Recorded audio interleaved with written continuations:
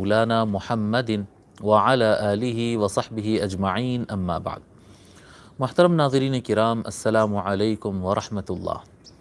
اللہ تبارک و تعالیٰ کے فضل و کرم سے ہم قرآن کریم کا مطالعہ کر رہے ہیں، اور اس میں سورہ بقرہ کی ہم آیت نمبر 109 تک گزشتہ درس میں پڑھ چکے تھے۔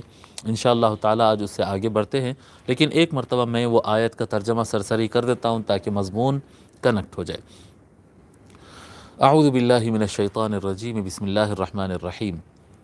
آیت نمبر 109 میں اللہ تعالیٰ فرماتا ہے وَدَّ كَثِيرٌ مِّنْ أَهْلِ الْكِتَابِ لَوْ يَرُدُّونَكُم مِّن بَعْدِ إِيمَانِكُمْ كُفَّارًا حَسَدًا مِّنْ عِندِ أَنفُسِهِم مِّن بَعْدِ مَا تَبَيَّنَ لَهُمُ الْحَقُّ فَاعْفُوا وَاصْفَحُوا حَتَّى يَأْتِيَ اللَّهُ بِأَمْرِهِ إِنَّ اللَّهَ عَلَى كُلِّ شَيْءٍ قَدِيرٌ۔ اللہ تعالیٰ فرماتا ہے وَدَّ كَثِيرٌ مِّنْ أَهْلِ الْكِتَابِ لَوْ يَرُدُّونَكُم مِّن بَعْدِ إِيمَانِكُمْ كُفَّارًا۔ اہل کتاب میں سے بہت سارے لوگ ایسے ہیں جو اس بات کی تمنا کرتے ہیں، کوشش کرتے ہیں، ارادہ کرتے ہیں کہ تم کو تمہارے ایمان لانے کے بعد دوبارہ پلٹا کر تم کو کافر بنا دے، ایمان کے بعد تم کو کفر کی طرف پلٹا دے۔ حسدا من عند انفسہم، ان کے دل کی گہرائیوں سے یہ ان کا حسد ہے، ان کے من میں یہ تمہارے لیے یہ بغض اور حسد ہے کہ وہ تم کو مومن ہوتا ہوا، ایک اللہ کی عبادت کرتا ہوا، نیک اعمال کرتا ہوا وہ نہیں دیکھ سکتے ہیں۔ حسد کی وجہ سے وہ چاہتے ہیں کہ پلٹ کر تم دوبارہ کافر ہو جائے۔ یہود اور نصارہ میں ایک بڑی تعداد تھی جو اس طرح سے چاہتی تھی، اور چاہتی ہے آج بھی، ایک بڑی تعداد ہے یہ چاہتی ہے کہ تم پلٹ کر کافر بن جاؤ۔ جی، اللہ تبارک و تعالیٰ فرماتا ہے ان کی ان جہالت اور ان کے اس حسد کی وجہ سے جو ان کی تمنا ہے، جو ان کی سازشیں ہیں، اس پر تمہارا ریئیکشن کیا ہونا چاہیے؟ کیا تم کو کیا عمل، ہم کو کیا عمل کرنا چاہیے؟ اللہ تعالیٰ فرماتا ہے فاعفوا واصفحوا حتی یأتی اللہ بامرہ۔ اتنا آسان اللہ تعالیٰ جو ہے، یعنی کتنا رحمت کا، کتنی رحمت کا دین اور کتنا من کو صاف کرنے والا دین ہے۔ اللہ تعالیٰ فرماتا ہے فاعفوا، پس ان کو معاف کر دو، واصفحوا، اور اس کو نظر انداز کر دو۔ جیسا کہ ہم بتائے کہ صفح کہتے ہیں اچھائی کے ساتھ نظر انداز کرنا، کسی کو تکلیف دیے بغیر نظر، بس کوئی گالی دے رہا ہے آپ بس مسکرا کے آپ پلٹ جائیے، بس خلاص، آپ جواب ہی مت دیجیے اس کو۔ الصفح الجمیل، یعنی بات کو اچھائی سے ختم کر دینا، نظر انداز کر کے کام کو ختم کر دینا، پھر نہ اس کو یاد کرنا، نہ اس کا بدلہ لینا، نہ اس کے اوپر حجت کرنا کہ فلاں شخص مجھے گالی دیا تھا، مجھے اس کو بدلہ لینا ہے، نہیں وہ کیا، نہیں، الصفح، خلاص چھوڑ دو اس کو، اس بات کو چھوڑ دو۔ فاعفو، اور من میں بھی اس کو معاف کر دو، خلاص جاؤ۔ جو باتیں لاجیکل ہوتی ہیں، جو باتیں علم کی ہوتی ہے، وہ آرگیومنٹ سے سمجھائی جا سکتی ہے، ریفرنس کے ذریعے، حوالہ دے کر، مصدر بتا کر، عقل کو لڑا کر، سائنسز بتا کر وہ بات ثابت کی جاتی ہے۔ لیکن جو گالی ہوتی ہے، جھگڑا ہوتا ہے، حسد ہوتا ہے، بغض ہوتا ہے، جی، یہ جو چیزیں ہوتی ہیں اس کا کوئی جواب نہیں ہوتا۔ اس کا گالی کا جواب اگر گالی دیں گے تو پھر گندگی میں اضافہ ہی ہوگا۔ سامنے والے کی طرف سے اگر کوئی گندگی اور بدبو والی چیزیں آ رہی ہے تو اس کا جواب گندگی اور بدبو سے نہیں ہوتا ہے۔ یا آپ خوشبو پھیلا سکتے ہیں تو پھیلانا ہے، یا پھر اس کو نظر انداز کر دینا ہے۔ تو اللہ تعالیٰ یہاں پر دو باتیں بتایا، فاعفوا واصفحوا، کب تک؟ حتی یأتی اللہ بامرہ، یہاں تک کہ اللہ تعالیٰ کا حکم آ جائے۔ اللہ تعالیٰ کا حکم آ جائے یعنی قیامت قائم ہوگی تو اللہ تعالیٰ جو غلطی کرنے والے ہیں ان کو سزا دے گا، یا اللہ تعالیٰ کا حکم آ جائے یعنی اسلامی ایک نظم اور عدل کا، انصاف کا نظم قائم ہو جائے، تو پھر ایسی بدتمیزی، بدبختی اور گستاخی اور بےہدہ پن کرنے والے افراد کو، سازشیں کرنے والے افراد کو حکومت خود سزا دے گی۔ جی، آپ کو ہاتھ اپائی کرنے کی ضرورت نہیں، اللہ کا حکم آ جانا یعنی اسلام کی بالادستی ہو جائے گی، اسلامی نظم قائم ہو جائے گی۔ اس طرح سے کرے گا تو حکومت خود اس کی گرفت کرے گی اور اللہ کے نظام کے مطابق اس کو پھر سزا ہوگی۔ ان اللہ علی کل شیء قدیر، کوئی سوچے کہ ایسا ہو سکتا ہے کیا؟ بے شک اللہ تعالیٰ ہر چیز پر قدرت رکھتا ہے، ہر شے پر قادر ہے۔ ٹھیک ہے، آگے بڑھتے ہیں۔ آیت نمبر 110، اللہ تعالیٰ فرماتا ہے وَأَقِيمُوا الصَّلَاةَ وَآتُوا الزَّكَاةَ وَمَا تُقَدِّمُوا لِأَنفُسِكُم مِّن خَيْرٍ تَجِدُوهُ عِندَ اللَّهِ إِنَّ اللَّهَ بِمَا تَعْمَلُونَ بَصِيرٌ۔ اللہ تعالیٰ فرماتا ہے وَأَقِيمُوا الصَّلَاةَ، اور نماز قائم کرو، اور نماز قائم کرو، اور زکوٰۃ ادا کرو، اور نماز قائم کرو۔ نماز قائم کرنے کا معنی کیا ہے؟ نماز کو اچھی طرح سے پڑھنا، نماز کو پابندی کے ساتھ پڑھنا، اچھی طرح سے پڑھنا یعنی رکوع مکمل کرنا، سجود مکمل کرنا، تلاوت صحیح کرنا، من لگانا، اللہ تعالیٰ سے دل کو جوڑنا۔ جی، یہ یعنی ساری چیزیں جو نماز کی جو لوازمات ہوتے، نماز قائم کرنے میں نماز کی پابندی، نماز کے ظاہری کیا کہتے ہیں اہتمام، پوری مکمل نماز اچھے ڈھنگ سے ادا ہو جی، نماز کے باطنی انتظام، من کا صاف رہنا، دل میں اللہ کے علاوہ کسی اور کے خیالات آنے نہیں دینا، پوری توجہ، پورے خشوع اور خضوع کے ساتھ پڑھنا، اس کو اقامت الصلاح کہتے ہیں، نماز کو قائم کرنا۔ پھر فرماتے وآتوا الزکاۃ، اور جو زکوٰۃ ادا کر رہا ہے، جو خیرات کرنا ہے، صدقہ کرنا ہے، لوگ کی مدد کرنا ہے، اس پر عمل کرنا۔ واقیموا الصلاۃ، یہ آیت وا سے شروع ہو رہی، دیکھیے آپ غور کریے، واقیموا الصلاۃ، اور نماز قائم کرو، تو یہ اور سے پہلے کیا تھا؟ فاعفوا واصفحوا۔ اگر یعنی دشمنان اسلام اہل کتاب تم سے حسد کرتے ہیں، تم سے جلتے ہیں، تم کو برا بھلا کہتے ہیں، تو اس کا جواب کیا ہو سکتا ہے؟ اللہ تعالیٰ اس کے جواب میں فرمایا تم کو 4 ایکشن لینا ہے، 4 ایکشن تم کو لینا ہے۔ ایک، من سے اس کو معاف کر دینا ہے۔ دوسرا، صفح، ظاہر میں ان کی جہالتوں کا اور ان کی سازشوں کا کوئی جواب نہیں دینا ہے جی، ظاہری اعتبار سے۔ تیسرا، آپ کو نماز مضبوطی کے ساتھ، اچھائی کے ساتھ نماز کو قائم کرنا ہے، جیسا پڑھنا چاہیے ویسا پڑھنا ہے۔ چوتھی چیز کیا کہتے ہیں؟ ویلفیئر کام کرنا ہے، زکوٰۃ ادا کرنا ہے۔ یہ 4 کام اگر آپ کرتے رہیں گے تو کسی کی سازش بھی آپ کے خلاف چلے گی نہیں جی۔ آپ دیکھیں آج کے زمانے میں ہم دیکھتے ہیں کہ کوئی اسلام کے خلاف سازش ہو، کوئی مسلمان کے خلاف کوئی کچھ کہہ دے، تو اب اس میں جو ہے وہ غصے کا اظہار ہوتا ہے۔ نوجوان بچے تو کیا کہتے ہیں، اللہ معاف کرے یہ لوگ کو اور ہدایت دے، گالی گلوچ پر اتر آتے ہیں، تیرا مذہب دیکھ لے، تیری اوقات سوچ لے، تو معاذ اللہ کتنا کیا ہے، گالی گلوچ، اب میں ذکر بھی نہیں کر سکتا درس میں، اس طرح کی باتیں اس کو کرتے ہیں، اور یہ سمجھتے ہیں کہ یہ ہماری اسلامی حمیت ہے، ہم اسلام کے لیے یہ کر رہے ہیں، اور اسلام کو کوئی کہتا ہے تو ہم برداشت نہیں کریں گے، قرآن کو کوئی کچھ کہتا ہے تو ہم برداشت نہیں کریں گے۔ انہوں مسلمانوں کے خلاف سازش کر رہے ہیں کہ ہم خاموش بیٹھے رہیں گے کیا؟ تو اسلام کے خلاف اگر سازش کر رہے ہیں تو خاموش نہیں بیٹھیں گے، بولیں گے، ایسا بولیں گے کہ خود اسلام کو نقصان پہنچا رہے ہیں۔ دشمن تو اسلام کو نقصان پہنچا ہی رہا ہے اور ہم بھی نقصان پہنچا رہے ہیں۔ آپ تصور کریں نا کہ ایک عدالت میں اگر آپ کھڑے ہیں، ایک فار ایگزامپل میں بتا رہا ہوں، اگر عدالت میں جج صاحب کے سامنے کھڑے ہیں اور اپنا کیس کوئی پیش کر رہا ہے، اور سامنے والی فریق جو ہے جھوٹے الزامات لگا رہا ہے، تو وہ جھوٹے الزامات کا وکیل صاحب جو کھڑے ہو کر لاجک سے جواب دیتے ہیں، دلیل سے جواب دیتے ہیں، ان کے جھوٹ کو جھوٹ ثابت کرتے ہیں، حقیقت کو سامنے لاتے ہیں، ایویڈنس اور دلیل پیش کرتے ہیں، یہ آرگیومنٹ صحیح ہے، یا ملزم کا بھڑک کر تو جھوٹا مجھ پر الزام لگایا کہہ کر اس کو گالی گلوچ کرنا اور چیخنا اور چلانا اور آستین چڑھا لینا، یہ صحیح ہوگا؟ جب وہ آستین چڑھائے گا اور چیخے گا، چلائے گا، تو وہ جو الزامات ہے اس پر تو گفتگو باقی رہے گی، اس کے علاوہ حد کے عدالت کی عزت کی، یعنی عدالت کی بے حرمتی کرنے کا جرمانہ اور سزا اور اس کے اوپر لگایا جائے گا، اور اس کا کیس اور کمزور ہوتا جائے گا کہ ہاں تمہارا ملزم تو ہے ہی، تمہارا آدمی تو ہے ہی جاہل، دیکھو اس کی جہالتیں دیکھو۔ تو آپ کہتے ہیں کہ نہیں، وہاں پر ملزم کو شانت رہنا چاہیے، خاموش سکون سے رہنا چاہیے، اور جتنے ایویڈنس اور دلائل اور یعنی جیسا کیس لڑنا چاہیے ویسا لڑنا چاہیے، جذبات سے کیسز نہیں لڑے جاتے۔ اللہ تبارک و تعالی جو طریقہ بتا رہا ہے اسلام کے ڈیفنس کے لیے، وہی ذریعے سے اسلام کا ڈیفنس ہو سکتا ہے۔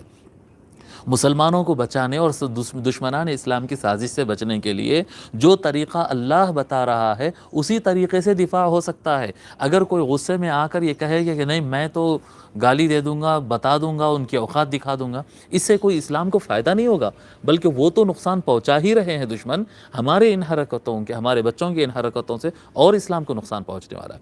بھئی کیسا ہو سکتا ہے؟ مسلمانوں کے خلاف جو سازشیں ہو رہی ہے، اب آج ہم کیا کہتے ہیں، دنیا بھر میں اور ہندوستان کے اندر بھی، بالخصوص ہندوستان، ہم ہندوستان میں بیٹھے تو بالخصوص ہندوستان کے اندر کی بات کرتے ہیں، جس رفتار کے ساتھ، جس قوت کے ساتھ اسلام دشمن جماعتیں جو ہے اسلام کے خلاف سازشیں کر رہے ہیں اور آئے دن ایک ایک بات کو اونچ نیچ کر رہے ہیں، لوگ کو اسلام سے ہٹانے کی جو کوشش کر رہے ہیں یا مسلمانوں کو کمتر بتانے کی کوشش کر رہے ہیں، اس کا جواب کیا ہے ہمارے پاس؟ ہمارے پاس اس کا جواب ہے ٹائر جلانا، ہمارے پاس اس کا جواب ہے جو ہے سوشل میڈیا پر گالی دینا۔ انا للہ و انا الیہ راجعون۔ اللہ تعالیٰ کیا فرمایا؟ اللہ تبارک و تعالیٰ فرمایا فاعفو، ان کو معاف کر دو۔ جو جاہل سڑک پہ گالی دے رہا ہے یا فیس بک پر جو ہے کمنٹس میں جو گالی دے رہا ہے، واٹس ایپ کے اوپر برا بھلا کہہ رہا ہے، ٹویٹر پہ کچھ کہہ رہا ہے، یہ جو سوشل میڈیا پہ جو کرتے ہیں، ان کو بالکل ان کو معاف کر دو، کیونکہ یہ لوگ نہیں ہیں اصل میں، ان کو کوئی اوپر سے فیڈ کر رہا ہے جہاں تک آپ کی نظر ہی نہیں پہنچ رہی ہے۔ اس کو گالی دے کر آپ کو ملے گا کیا؟ جی آپ کیا کہتے ہیں، اگر کوئی کیا کہتے ہیں برا کہہ رہا ہے، آپ اس کا لاؤڈ اسپیکر توڑیں گے یا اس کو خاموش بٹھائیں گے؟ یہ مہرے ہوتے ہیں، ان کا کیا ہے؟ اللہ تعالیٰ فرماتے ہیں فاعفو، ان کو معاف کر دو، وَاصْفَحُوا، اور ان کے جو برے یہ جو پیترے چل رہے ہیں، جو کچھ کر رہے ہیں، بس اس کو نظر انداز کر دو، کچھ نہیں ہونے والا اس سے. وَأَقِيمُوا الصَّلَاةَ، اور آپ کی نماز مضبوط ہونا چاہیے، آپ کی نماز مضبوط ہونا چاہیے. ہم اپنی نماز صحیح نہیں پڑھ رہے ہیں اور اس کی گستاخی کو روکنے چلے. جو آدمی، یہ بات یاد رکھ لو کہ جو آدمی نماز کا اہتمام نہیں کرتا ہے، ان اسلام کی خدمت نہیں کر سکتا. جو آدمی نماز کا اہتمام نہیں کر سکتا، نماز مطلب صحیح نماز، وہ نہیں کہ نماز جو ہے کوئی مولانا ہے جو صرف تنخواہ کے لیے نماز پڑھ رہے ہیں، اور کوئی یعنی عام آدمی ہے کہ جو ریاکاری کے لیے نماز پڑھ رہا ہے، اور وہ آدمی نہیں کہ جو صرف اپنی ضرورتوں کے لیے نماز پڑھ رہا ہے. ایسا نہیں. اللہ کا حکم ہے سجدہ، یہ ماتھا اللہ کے سامنے ٹیکنا ہے. ٹھیک ہے، تو ہی لائق سجدہ ہے، اور تیرے سامنے ہم جھکیں گے. تیرے ہم کیا کہتے محتاج ہے، تیرے ہم بندے ہیں، تیرا حق ہے کہ ہم تجھ کو سجدہ کریں، ہم پر فرض ہے کہ ہم تجھ کو سجدہ کریں. یہ یعنی پورے لگن کے ساتھ نماز پڑھے. اس سے ایمانی حرارت پیدا ہوتی ہے، اور یہ ایمانی حرارت اگر پیدا ہو جائے تو اس کے بعد ابلیس بھی اگر کھل کر سامنے آ جائے تب بھی ہم کو نقصان نہیں پہنچا سکتا.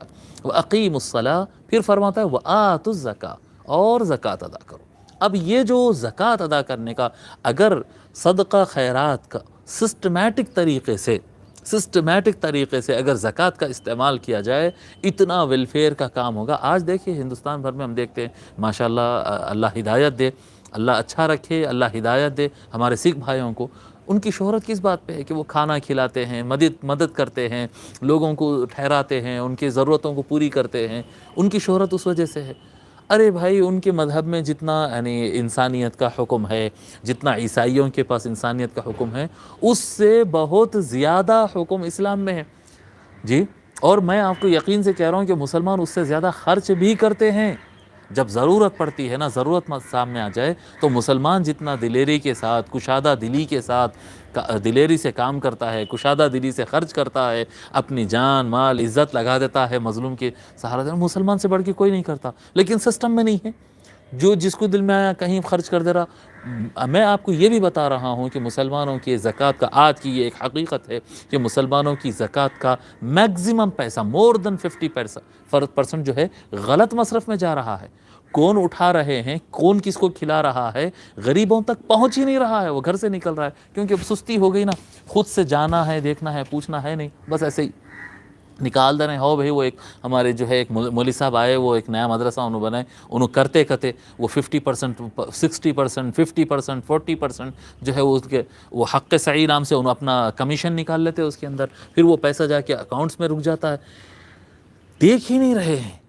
جی، تو زکوٰۃ کا سسٹم اگر جیسا زکوٰۃ ادا ہونا ہے، اگر وہ طریقے سے ادا ہو، اور ایک سسٹمیٹک، ایک اجتماعی طور پر ایک مسلمانوں کا ایک فنڈ ہو، بیت المال ہو، ایک جگہ جمع ہو، اور صحیح ڈھنگ سے مسلمانوں کی معیشت پر اور مسلمانوں کے علاوہ غیروں کے کیا کہتے ہیں غریب لوگوں کی امداد پر اگر یہ پیسہ صحیح ڈھنگ سے اگر لگے نا، ایک انقلاب برپا ہو جائے.